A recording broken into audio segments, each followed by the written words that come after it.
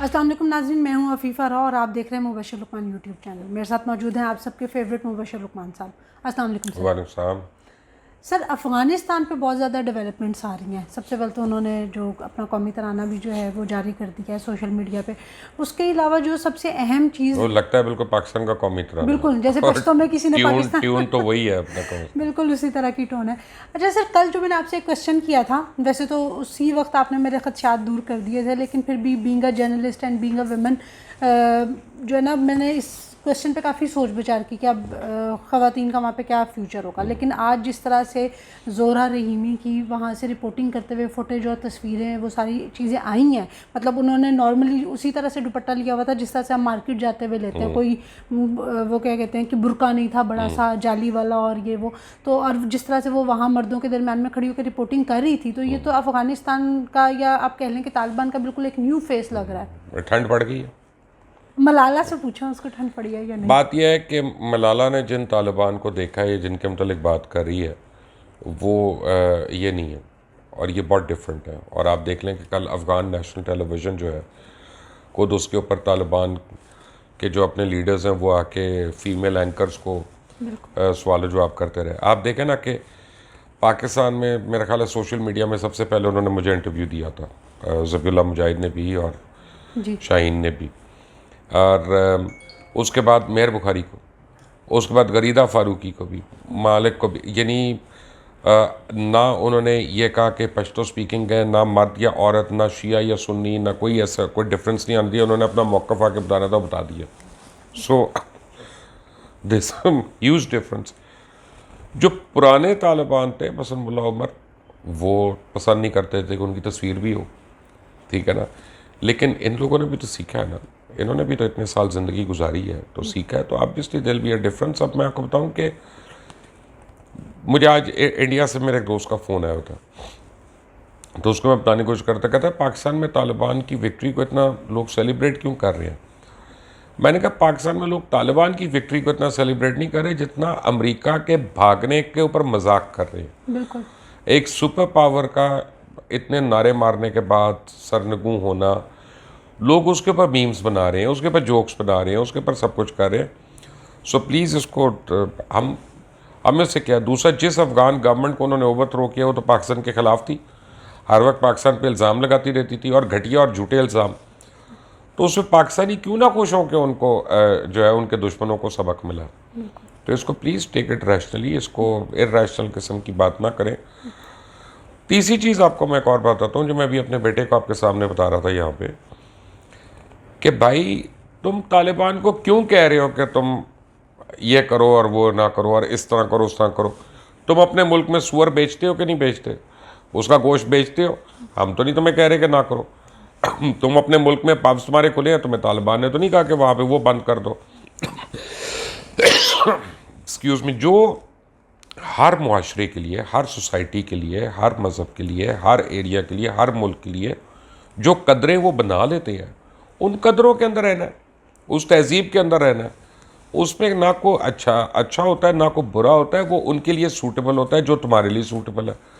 तुम्हारे लिए बहुत सी ऐसी चीज़ें, मैं आपको एक बात बताता हूँ, अब कहने की बात तो नहीं है, लेकिन मैं गूगल पे आज चेक कर रहा था, कोई 28 ममालिक हैं दुनिया के जिनमें इंसेस्ट इजाज़त है। हमारे माशरे में मना है। अब इस पर हम क्या जस्टिफिकेशन दें? मना अमेरिका में इजाज़त है। अमेरिका में है इजाज़त।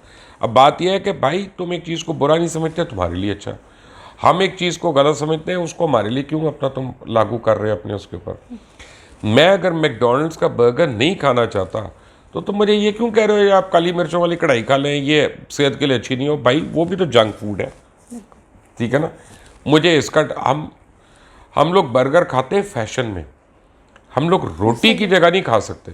चावल और रोटी के अक्सर लोग तो बर्गर खा के भी रोटी मांग रहे हो। हाँ वो अक्सर लोग नीचे बैठे हैं, उनमें एक तो एहसन साहब है, एक और है। तो एनीवे, हर आप रहने दें हर एक को अपने हाल पे। जब वो आपके अंदर इंटरफेयर करे फिर आप उसको मना करें कि भाई तुम हमारे मामले में ना हो। सही। अच्छा सर, तालिबान ने जो है वो जितने सरकारी ऑफिशियल्स थे उनके लिए आम माफ़ी का ऐलान कर दिया है। जिस तरह से सिस्टम चल रहा था वो उन्हीं ऑफिशियल्स के ज़रिए उसको चलाने की कोशिश भी कर रहे हैं। तो क्या अशरफ गनी जो भाग गए अफगानिस्तान और अपने लोगों को छोड़ के, उनको भी थोड़ा इंतज़ार नहीं कर लेना चाहिए था? अशरफ गनी नहीं कर सकता था, माफ़ी मिल जाती। उसकी वजह है कि आप देखें तो सही, उसके पास से बैग्स कितने पकड़े गए डॉलर्स के, गाड़ियाँ पकड़ी गई सारे पैसों के साथ। वो पहले भी पैसा निकाल चुका है वहाँ से। अगर उसको ये डर है कि उसको हिसाब मांगना शुरू हो गए तो वो क्या हिसाब देगा? अमेरिकनों को तो वो कह देगा ना कि भाई जो तुमने दिया था वहाँ पे रह गया, ठीक है ना। इनको क्या कहेगा मैं कहाँ लेके गया हूँ, बीच में से मैंने कहाँ गायब किया? तो जिसने 2 नंबरी की होती, कल जो अशरफ गनी को बुरा कह रहे थे लोग, आज वो भी गायब हो गए, ठीक है ना। वो भी उनके वजीर गायब हो गए। तो इसकी वजह कि जिसकी दाढ़ी में तिनका है तो वो अपना हर एक की दाढ़ी में उसको शक होगा। बिल्कुल। अच्छा सर, कुछ हमारे मीडिया चैनल्स भी हैं जिनकी वेबसाइट पे ये रिपोर्ट होता रहा कि जी तालिबान जाके लोगों से उन्होंने असला कलेक्ट करना शुरू कर दिया, सारा कुछ करना शुरू कर दिया। जिसके बाद हमने देखा कि तालिबान ने अपने व्हाट्सएप नंबर शेयर्स करना शुरू कर दिए कि अगर किसी के साथ भी किसी का कोई साजो सामान छीना जाता है, कोई गाड़ी, कोई असला या कुछ भी, तो वो उस पर रिपोर्ट करें। और उस रिपोर्ट होने के बाद हमने वहाँ देखा, वहाँ से ख़बरें जो आ रही हैं अफ़गानिस्तान से, कि काबुल के इलाके में फ़तेहुल्लाह में, किला फ़तेहुल्लाह जो है, वहाँ पे एक मेंबर पार्लियामेंट के घर पे इसी तरह की एक कार्रवाई हुई। वहाँ से वो असला वगैरह छीना गया तो तालिबान ने फ़ौरन उस पर एक्ट करते हुए उन बंदों को पकड़ भी लिया और उनका सामान भी उनको वापस करवा दिया और ये सारी चीज़ें हुई। तो इस तरह के जो ये जो वो आप कह लें कि ये देखिए, दो किस्म के मीडिया, एक वो है जो एंटी तालिबान है बहुत ज़्यादा, एक वो जो है टोटल प्रो तालिबान है, उनको उसमें कोई बुराई नहीं नज़र आती। अब इसकी बात सुनेंगे तो लगेगा कि बहुत खौफनाक लोग हैं, उनकी बात सुनेंगे तो लगता है कि दूसरे बड़े खौफनाक है। लेकिन एक तीसरा मौक़िफ़ भी है, वो कभी तो 24 घंटे नहीं हुए उनको आए हुए यार। कल रात को 8 बजे तो फॉल हुआ है बेसिकली, या 5 बजे 7 बजे जो भी है। तो अभी उनको 1 साल तो गुजारने दो, फिर उनकी कोई पॉलिसी आएगी, उस पर गवर्नेंस होगी, एडमिनिस्ट्रेशन होगी, फिर तनकीद भी कर लेंगे। पीटीआई की भी गवर्नमेंट जब आई थी तो हम यही कहते थे कि 1 साल तो रुक जाओ, 6 महीने तो रुक जाओ, फिर तुम क्रिटिसाइज़ करना। तो फिर उसके बाद ज़्यादा शुरू हुआ ना।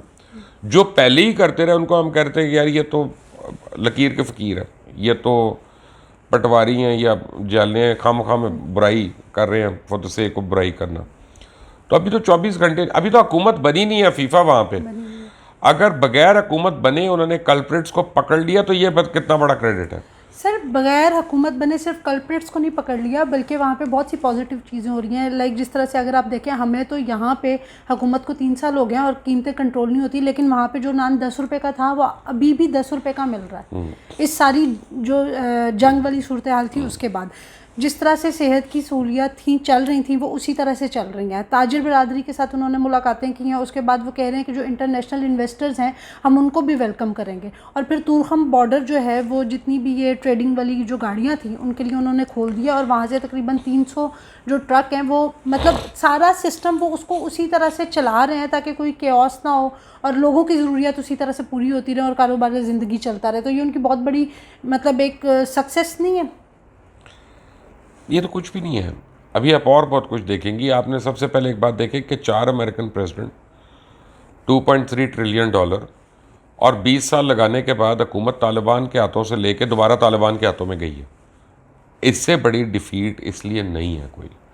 हम जो कल से बात कर रहे हैं या परसों से बात कर रहे हैं वो ये है कि इस विक्ट्री को छोटा मत समझो। ये हैव्स और हैव नॉट्स के दरमियान की एक लड़ाई की थी और उसमें ज़रूरी नहीं, मैं अगर आपको कहता हूँ कि भुट्टो साहब ने कोई अच्छा काम किया तो इसका ये मतलब नहीं कि मैं ज़ियाउल हक की बुराई कर रहा हूँ, ठीक है ना। मैं अब ये 2 डिफरेंट चीज़ें हैं। मैं अगर कहता हूँ कि जी जनरल मुशर्रफ ने कोई अच्छा काम किया तो इसका ये मतलब नहीं कि नवाज़ शरीफ ने टोटल बुरा किया या जरदारी साहब ने बुरा किया। नहीं, हर एक को आप अपने पर्सपेक्टिव में आप उसको जज करते हैं। All I am saying is कि उनको साल 6 महीने दें, उसके बाद बड़ा टाइम बैठा है यार, क्रिटिसाइज़ कर सकते हैं तो कर लेंगे, कोई ऐसी क़यामत की बात नहीं। लेकिन don't give in to the western media कि जो प्री कंसीव नोशन पे करे ये करे ये करे। अरे भाई तुम्हारे पास नहीं, जॉर्ज फ्लॉयड नहीं कत्ल हुआ, काले को कत्ल किया शिकागो में तुमने, तुम्हारी पुलिस वालों ने कितनी बेदर्दी से मारा, उसकी वीडियोस भी देख ली, मर्डर था वो, तुमने उन पुलिस वालों के साथ क्या किया। उनके नाम पे जो प्रोटेस्ट हो रहा था उस पर तुमने कितने 100 लोगों को मारा, फड़काया पकड़ के, उस पर तो नहीं तुम कुछ बोलते। जो नस्ली इम्तियाज़ वहाँ पे हो रहा है उसके ऊपर बात नहीं कर रहे। जो वहाँ पे रेड नेक्स हैं पूरे अमेरिका में, यानी आप वेस्ट वर्जीनिया जाएं, नॉर्थ कैरोलिना जाएं, आप ये सारी स्टेट्स में जाएं तो आपको पता चलेगा जहाँ पे रेड नेक्स हैं वहाँ ज़रा उनकी घर के अंदर से गाड़ी तो मोड़ के दिखाए, वो अंदर निकलते फायर मारते हैं बाहर, ठीक है ना। तो भाई ये प्रॉब्लम्स हर सोसाइटी में होते हैं, हर मुआशरे में होते हैं। वो सिर्फ पाकिस्तान में नहीं है, सिर्फ अफ़गानिस्तान में नहीं है, सिर्फ ईरान में नहीं है, सिर्फ चाइना में नहीं है, हर जगह पे होते हैं। देखना ये है कि वो सिंसियर हैं कि नहीं अपने प्रॉब्लम से डील करने में। तो अभी तो मैं नहीं जज करूँगा, अभी तक हुकूमत ही नहीं बनी। जब हुकूमत नहीं बनी है, कोई सदर नहीं नॉमिनेट हुआ, कोई काबीना नहीं बनी है, तो उससे पहले मैं कह दूं कि उनकी गवर्नेंस में ये कमज़ोरी है तो बड़ा ही मैं बेवकूफ़ आदमी होऊंगा यार। उसके बाद कर लेना बात कि अगर कल को वो किसी ऐसे को वज़ीर बनाते हैं जो कातिल है, जो दहशतगर्द है या वॉटेवर जो भी है, आपकी नज़र में नहीं, उनकी नज़र की बात कर रहा हूँ, तो फिर तो मैं कहूँगा कि उन्होंने गलत किया। लेकिन जब उन्होंने बनाया ही नहीं तो मैं कहूँ कि नहीं ये बना देंगे, इनको रोको। अरे बाबा कैसे बना देंगे यार, ये क्या बातें हैं। तो सर जिस तरह ये अफ़गानिस्तान से अच्छी खबरें आ रही हैं और तालिबान का एक बड़ा वो गुड गवर्नेंस वाला फेस सामने आया है, तो प्लान ना बनाए कि आपके प्लेन पे चलते हैं हम जरा काबुल मेरा की सैर प्लेन करके आते हैं। अब मेरा प्लेन रहा नहीं मेरा, वो एक DI खान के हमारे दोस्त हैं सुहेल राजपूत साहब, अच्छा। उन्होंने ले लिया, उन्होंने खरीद लिया। तो अब आपको सुहेल साहब से रिक्वेस्ट करनी पड़ेगी उनके जहाज़ पे जाएं आप। अच्छा ना मेरे पास तो एक गाड़ी है सही। और जीप है, बल्कि अगर वैसे आप लोगों के लिए ये न्यूज़ है। हाँ ये वो सुहेल राजपूत साहब से लें आप और उस पर फिर जाएं। आपने काफ़ी सारे कर लिए उस प्लेन के बिल्कुल, वजह मैं तो इसीलिए तो मुझे आइडिया आया कि हम प्लान बना सकते हैं काबुल जाने का। से। बस ठीक है, अब उनके पास से जाएं। अच्छा सर, लगता है हुकूमत भी अब वहाँ पे बहुत जल्दी बन जाएगी क्योंकि मुल्ला अब्दुल गनी जो है वो दोहा से वापस जो है वो अफ़गानिस्तान पहुँचे हैं और उनका बड़ा शानदार जो है वो इस्तकबाल किया गया है।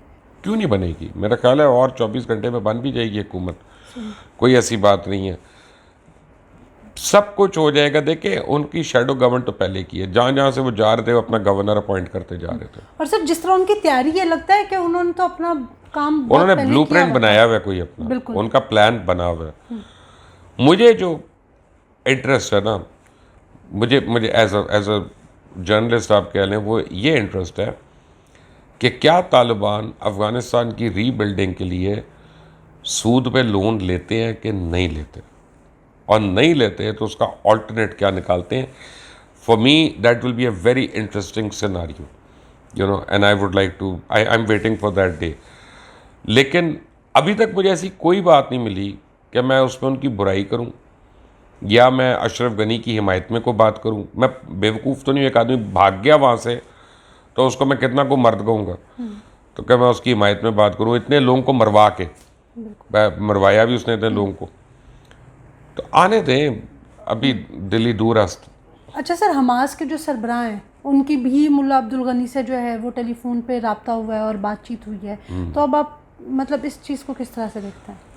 देखिए जितनी दुनिया में जहाँ जहाँ पे भी फ्रीडम मूवमेंट्स चल रही है ना, चाहे वो कश्मीर हो, चाहे वो फ़लस्तीन हो, चाहे वो बॉस्निया हो, चाहे वो कोई और जगह हो, उसको तक़वियत मिलेगी। और स्पेशली जो जिहाद के नाम पे चल रही है उनको बहुत ज़्यादा तक़वियत मिलेगी। और ये जब रेमंड डेविस को पकड़ा था ना पाकिस्तान ने, तो अमेरिका के लिए उसको निकालना बड़ा ज़रूरी था, क्योंकि रेमंड डेविस की तरह 8 से 9 हज़ार इनके जो एजेंट्स हैं वो मुल्क डिफरेंट ममालिक में ऑपरेट कर रहे थे। तो अगर एक रेमंड डेविस की सपोर्ट छोड़ देते ना, तो उनको वो सारे जो थे निकल गए थे उनके पास से। उन्होंने उनके लिए रिपोर्टिंग नहीं करनी थी, उनके लिए काम नहीं करना था, CIA के लिए वो काम नहीं करना था।